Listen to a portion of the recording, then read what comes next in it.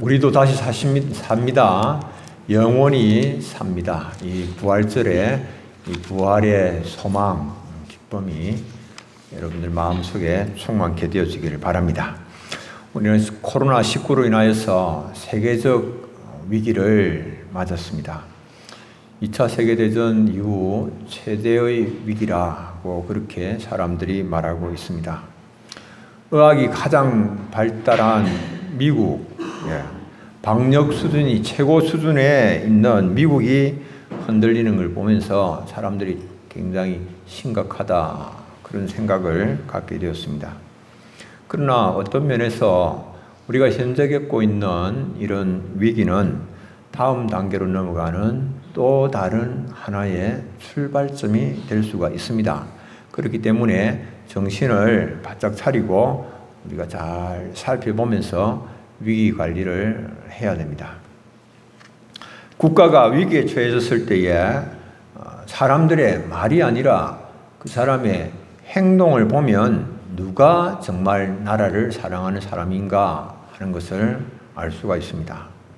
어떤 사람들은 국가가 위기에 처했을 때를 자신이 정권을 잡을 수 있는 최고의 기회다 그렇게 생각을 하고 정권을 잡으려고 막 이렇게 노력을 애를 씁니다. 실제적으로 자신은 위기의 실체를 꿰뚫고 볼 수 있는 그런 통찰력도 없고 위기를 극복할 수 있는 그런 능력이 없음에도 불구하고 무조건 정권만 잡겠다 이렇게 말하는 사람도 있습니다. 어떤 사람은 위기를 만났을 때에 도망갈 그런 궁리만 하는 사람도 있습니다. 국민이야 살든 죽든 신경 쓰지 않고 자기만 잘 살면 된다라고 생각하는 사람입니다. 일제시대 때 친일파들이 그런 사람들이었습니다. 어떤 사람은 위기에 처한 국가와 민족을 위하여서 눈물을 흘리면서 밤을 새워 눈물을 흘리면서 기도하는 사람이 있습니다. 이런 세 부류의 사람이 있다고 할 때에 정말 누가 과연 나라와 민족을 사랑하는 사람이겠습니까? 여러분은 어떤 사람입니까? 국가와 민족을 위하여서 눈물을 흘리며 기도해 본 적 있습니까? 어떤 사람은 이 나라를 지키기 위해서 자기 생명을 내놓고 이 나라를 지키기 위해서 자기 모든 재산을 다 내놓은 사람도 있는데 우리는 나라와 민족이 위기에 처했을 때 나라와 민족을 위하여서 정말 눈물을 흘리면서 기도해 본 적이 있냐라고 하는 겁니다. 예수님께서 십자가의 위기를 맞았습니다. 말로는 예수님을 따른다라고 하지만은 그러나 위기의 순간에 행하는 것을 보면 누가 예수님을 정말 사랑하는 사람인가 하는 것을 알 수가 있습니다. 예수님이 십자가의 위기에 처했을 때 제자들은 제각기 자기 살 길을 찾아서 도망을 했습니다. 그런 중에도 십자가에 달리신 곳으로 가고 그런 중에도 골고다 언덕 예수님께서 십자가에 달리시는 그 현장을 지키는 사람들도 있었고 예수님께서 무덤에 묻히는 그 자리에까지 간 사람들도 있습니다.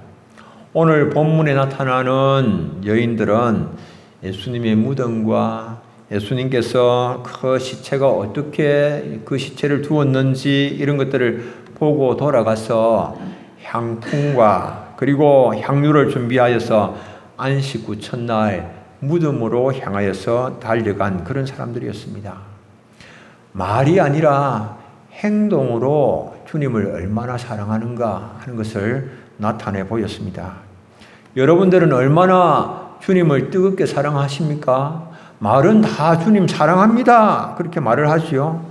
여러분들은 주님을 뜨겁게 사랑하기 때문에 골고다 언덕을 지나서 무덤까지도 어떤 위험을 무릅쓰고라도 갈 수 있는 그런 사람들입니까? 주님은 그런 사람들 찾으십니다.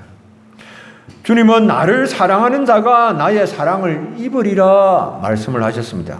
잠언 8장 17절 나를 사랑하는 자들이 나의 사랑을 입으며 나를 간절히 찾는 자가 나를 만날 것이니라. 예수님은 부활하신 후에 가장 먼저 막달라 마리아에게 자신을 나타내 보이셨습니다. 당연히 주님은 주님을 가장 사랑하는 자에게 맨 먼저 나타내 보이시고 그를 부활의 정인으로 삼으셨습니다. 성경은 예수님께서 가장 먼저 보이신 그 막달라 마리아가 누구인가라고 하는 것을 말씀을 합니다. 마가복음 16장에는 보면은 이 막달라 마리아, 예수님께서 안식 후 첫날에 가장 먼저 보이신 이 막달라 마리아는 예수님께서 7 귀신을 쫓아내 주었던 여인, 그러니까 7 귀신이 들었던 여인이 막달라 마리아다, 이렇게 말씀을 하고 있습니다. 유대사에서 마리아라고 하는 이름은 아주 흔한 이름입니다. 그런데 특정한 마리아를 구별하기 위하여서 그 앞에 막달라라고 하는 그 지명을 붙였습니다. 막달라는 지명입니다. 막달라. 이 막달라의 뜻은 이 탑 또는 막루라고 하는 뜻을 가지고 있습니다. 갈릴리 호수, 갈릴리 바다라고도 하고, 갈릴리 너무 크기 때문에 바다라고도 하고, 그게 호수인데 그 갈릴리 호수의 서편에 있는 한 작은 마을입니다. 작은 마을에서 7 귀신 들려서 고통당하던 여인이 막달라 마리아였습니다. 7 귀신의 통제를 받으면서 비참한 생활을 하고 있었습니다. 정신적, 육체적 고통, 말로 다 할 수가 없는 그런 것이었습니다. 7 귀신이 들렸다라고 하는 그런 말에서 이 마리아의 상태가 최악이다라고 하는 것을 알 수 있습니다. 7 귀신. 하나, 둘도 아니고 귀신이 7이 들렸어요. 이건 흉악한 귀신 들렸다라고 하는 그런 말입니다. 7 귀신 들려서 절망적인 삶을 살던 막달라 마리아가 예수님을 만남으로 인하여서 변화가 되었습니다. 예수님께서 막달라 마리아에게서 7 귀신을 쫓아내심으로 귀신의 종으로서 비참한 삶을 청산을 하고 새로운 삶을 살게 해주셨습니다. 이때부터 마리아는 다른 여러 여인들과 함께 자기의 재산으로, 자기의 물질로서 예수님을 섬기고 예수님의 제자들을 섬기고 예수님의 사역을 섬기는 그런 일을 감당을 했습니다. 예수님의 은혜와 사랑에 감사하여서 사역을 돕는 일에 최선을 다하였습니다. 예수님께서 십자가에 달리시던 그때도, 그날도, 그 순간에도 예수님을 떠나지 아니하고 안식 후 첫날에 향품과 향유를 준비하여서 무덤으로 달려간 여인이 이 막달라 마리아를 비롯한 여러 여인들이었습니다. 막달라 마리아는 예수님의 부활의 첫 번째 목격자가 되었습니다. 예수님의 제자들에게 부활을 증언하는 증인이 되었습니다. 주님은 막달라 마리아만 증인으로 부르신 것이 아닙니다. 오늘 예수님을 주라고 고백하는 우리도 부활의 증인으로 주님이 부르셨습니다. 사도행전 1장 8절 오직 성령이 너희에게 임하시면 너희가 권능을 받고 예루살렘과 온 유대와 사마리아와 땅끝까지 이르러 내 증인이 되리라. 우리가 예수님 성령을 받고 예수님을 주라고 고백하는 우리에게도 이런 증인의 사명이 주어져 있음을 알 수가 있습니다. 여러분들, 막달라 마리아는 대단한 사람이 아니었습니다. 주님 만나기 전에는 7 귀신 들려서 비참한 삶을 살아가던 소망 없는 그런 시골의 소망 없는 그런 여인이었습니다. 그가 예수님의 부활의 첫 번째 목격자가 되고 제자들에게 예수님의 부활을 증언하는 그런 증인이 될 수 있으리라 누가 생각이나 했겠습니까? 여러분들, 대단한 신학자가 증인이 되는 것이 아닙니다. 부자가 증인이 되는 것이 아닙니다. 지식이 많은 사람이 증인이 되는 것이 아닙니다. 유명한 사람이 증인이 되는 것이 아닙니다. 주님께 사랑을 받은 자, 주님의 은혜를 체험한 자, 주님을 성령으로 예수를 주시라고 고백하는 자, 구원의 확신을 가진 자, 그 사람이 증인이 되는 겁니다. 여러분들 버트란드 러셀이라고 하는 사람이 있습니다. 유명한 철학자입니다. 이 사람은 반기독교 철학자로 유명합니다. 그는 나는 왜 그리스도인이 아닌가라고 하는 그런 제목의 책을 냈습니다. 그 책으로 많은 사람들이 신앙에서 떠났습니다. 조목조목 자신이 왜 그리스도인이 아닌가라고 하는 그런 철학책을 냈고 그것을 읽고 사람들이 떠났는데요. 이 버트란드 러셀의 서성 중에서 하이트 헤드라고 하는 분이 있습니다. 이분은 철학, 수학, 과학에 탁월한 천재 중에 천재였습니다. 어느 겨울 폭설이 내렸습니다. 그런데 이분이 바깥으로 나가다가 눈구덩이에 빠진 할머니 한 분을 구조해냈습니다. 건져냈습니다. 할머니가 이 하이트 헤드의 손을 잡고 고마워라. 생명을 건져줘서 인사를 하는 건 고마워라. 예수를 믿는 모양이죠. 하고 인사를 했습니다. 하이트 헤드가 아니요. 나는 예수를 모릅니다. 할머니는 안 되지요. 나이 든 분이 예수를 모르다니 안 되지요. 큰일 날 일입니다.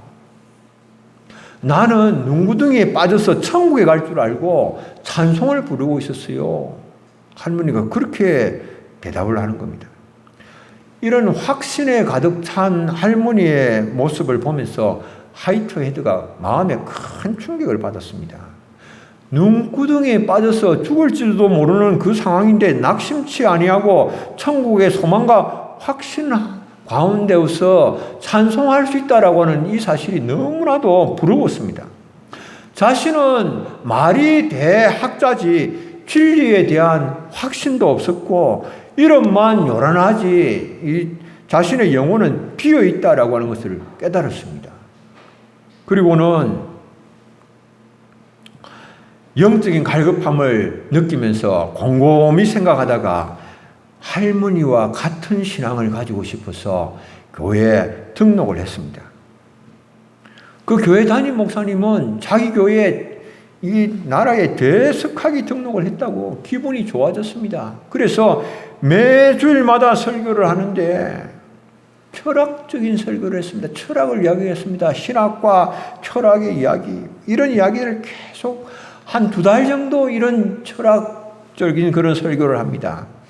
그런 설교를 한 2달 정도 듣다가 이 하이트 헤드가 목사님을 찾아가서 조용히 말했습니다. 목사님, 철학은 아무래도 제가 더 전문가니 목사님은 눈구덩이에 빠졌어도 아무 근심 걱정 없이 찬송할 수 있는 그 할머니가 믿는 예수 이야기를 좀 해주세요. 그렇게 이야기를 했습니다. 할머니는 대석학에게 복음을 전하였지만은 이 성공의 신부입니다. 이 성공의 신부는 대석학에게 답답함을 전한 것입니다. 여러분들 목사가 복음을 전하는 것도 아닙니다. 장로나 권사가 복음을 전하는 것도 아닙니다. 주님을 경험한 사람이 경험한 만큼, 주님을 사랑하는 사람이 주님의 사랑을 깨달은 만큼 복음을 전할 수가 있는 것입니다. 지식적으로 복음을 전하는 것이 아닙니다. 오늘은 부활주일입니다.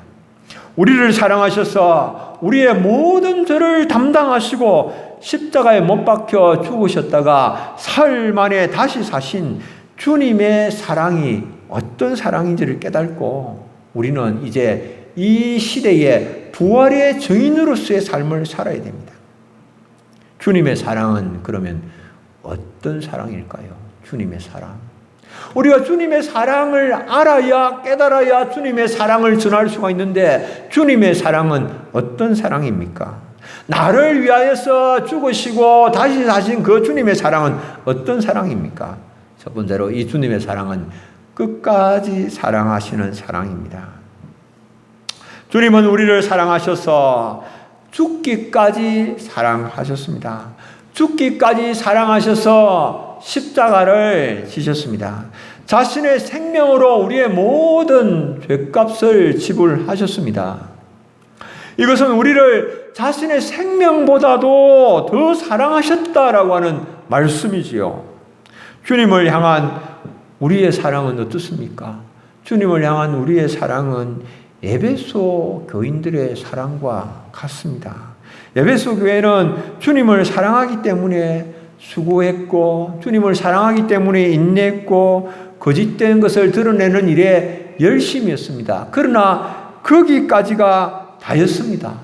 어느 시점부터 주님을 향한 사랑이 식어졌고 처음 사랑을 버리고 말았습니다. 그래서 주님은 에베소 교회를 향하여서 회개하고 처음 사랑을 회복하라고 말씀을 하십니다. 회복하지 아니하면 촛대를 옮기겠다, 그렇게 말씀을 하셨습니다. 경고를 하셨습니다. 그러나 그들은 끝내 그 사랑을 회복을 하지를 못하고 오늘 에베소 교회의 자리는 덩그러니 빈틈한 덩그러니 남아 있습니다. 사람들의 사랑, 어떤 사랑입니까? 때가 지나면 식어지는 사랑입니다. 사람들의 사랑, 어떤 사랑입니까? 실체를 알게 되어지면 식고 변하는 것이 사랑입니다. 사랑하다가도 그 사랑의 실체를 알면 그 사랑은 변합니다. 식어집니다. 그러나 예수님의 사랑은 그런 것이 아닙니다.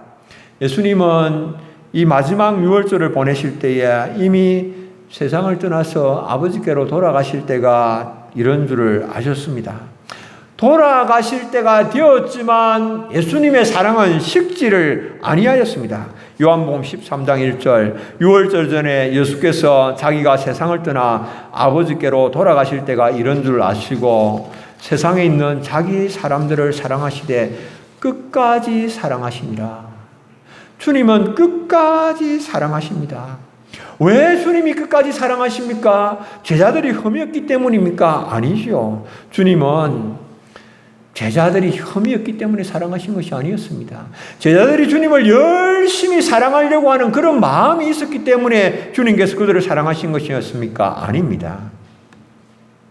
주님은 벌써 가룟 유다가 언 30에 예수님을 팔려고 하는 그런 마음을 가진 것, 팔 것을 다 아셨습니다. 베드로가 예수님을 부인하되 저주하면서 맹세하면서까지 부인할 것을 주님은 다 아셨습니다. 예수님의 제자들이 다 예수님을 버려두고 도망할 것을 다 아셨습니다. 그러나 그럼에도 불구하고 예수님은 그 사랑을 거두시지 아니하시고 끝까지 사랑하셨습니다. 예수님은 자신을 버리는 자들을 위하여서 십자가를 지시고 한마디 변명도 하지 아니하시고 잠잠히 골고다의 길을 가셨습니다. 마지막 영혼이 떠나가시는 그 순간 엘리 엘리 라마 사박다니, 나의 하나님 나의 하나님 어찌하여 나를 버리셨나이까. 버림당하는 그 고통 가운데 크게 소리쳐 외치는 그 순간까지도 예수님의 사랑은 조금도 식지 아니하였습니다. 완전한 사랑, 완벽한 사랑, 부족함이 없는 사랑을 하셨습니다. 생명까지 주시는 사랑을 하셨습니다. 우리는 부족하고 연약하고 허물이 많은 자들입니다. 내가 이 시간, 말씀을 듣는 이 시간, 내가 앞으로 남은 때에 주를 위하여서 살리라고 결단할지 모르지만, 그러나 오늘 저녁이면 그 결심은 허무하게 무너지고 마는 연약한 자들입니다. 우리는 주님을 끝까지 사랑할 수 없는 자들입니다. 끝까지 사랑할 수 없는 우리를 사랑하시기 위하여서 주님은 자신의 생명을 주셨습니다. 믿으시면 아멘 하시기 바랍니다. 주님, 우리를 위하여 생명 주셨습니다. 두 번째, 주님의 사랑은 하나도 잃어버리지 아니하시는 사랑입니다. 주님은 택하신 자들을 하나도 잃어버리지 아니하십니다. 하나도 잃어버리지 아니하시는 주님의 사랑 때문에 우리가 부족하고 연약해도 구원의 확신을 갖는 것입니다. 주님께로 나아가는 자를 주께서는 결코 버리지 아니하십니다. 요한복음 6장 37절 39절 아버지께서 내게 주시는 자는 다 내게로 올 것이요 내게 오는 자는 내가 결코 내쫓지 아니하리라. 내가 하늘에서 내려온 것은 내 뜻을 행하려 함이 아니요 나를 보내신 이의 뜻을 행하려 함이니라.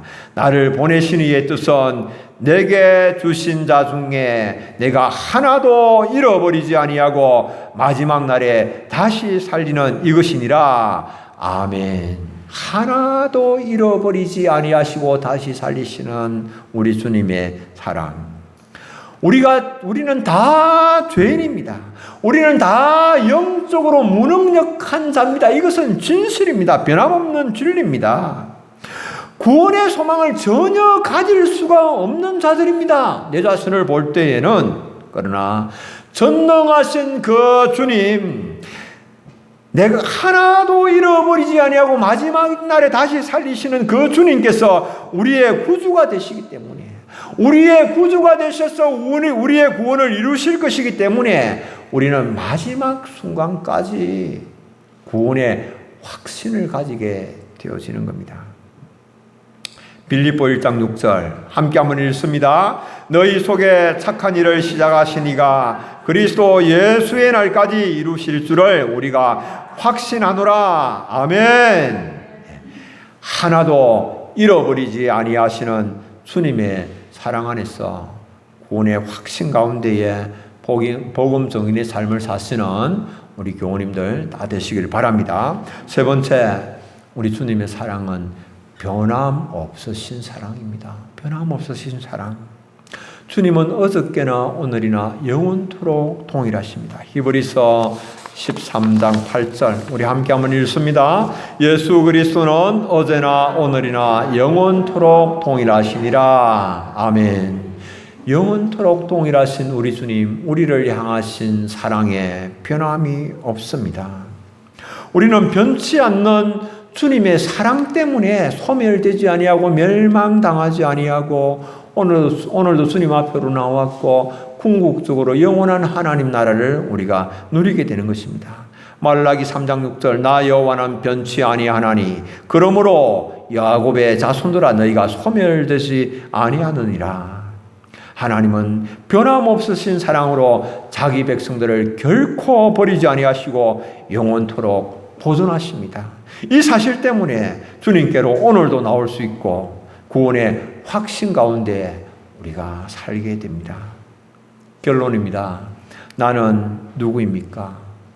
나는 그리스도와 함께 십자가에 못 박히고 자신의 생명으로 값을 치르시고 나를 사신 그리스도를 믿는 믿음으로 사는 자들입니다.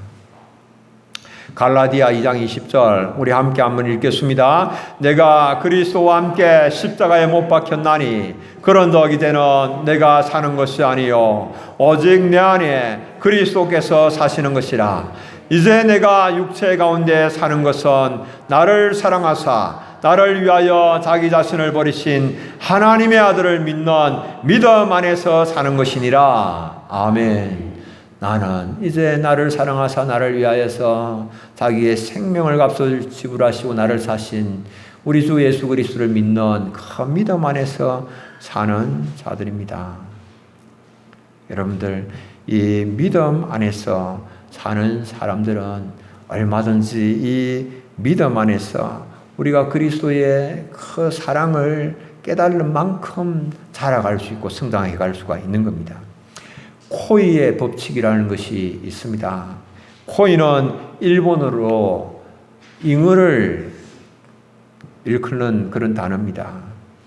비단 잉어의 일종인 이 코이는 작은 어항에서 키우면 다 자라도 크기가 5 내지 8cm 정도밖에 안 됩니다. 그런데 이 코이를 수족관이나 작은 연못에 넣어서 키우면 이게 15cm 내지 25cm 정도까지 자랍니다. 그런데 이것을 큰 강물에 넣어서 키우면 이게 1m 이상 자랍니다. 코이는 이렇게 환경에 따라서 이 성장하는 크기가 달라집니다.